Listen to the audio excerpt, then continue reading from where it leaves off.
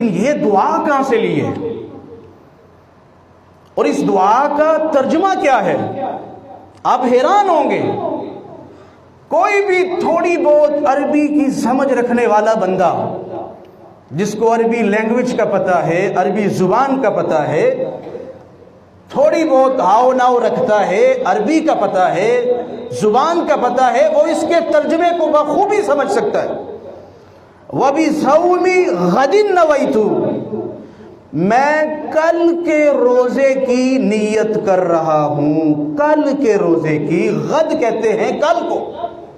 پوری ڈکشنری کھنگال لیں، قوامیس کی، قاموس کی کتابیں نکال لیں، غد کل کے معنی میں ہے، کل کے ترجمہ میں ہے.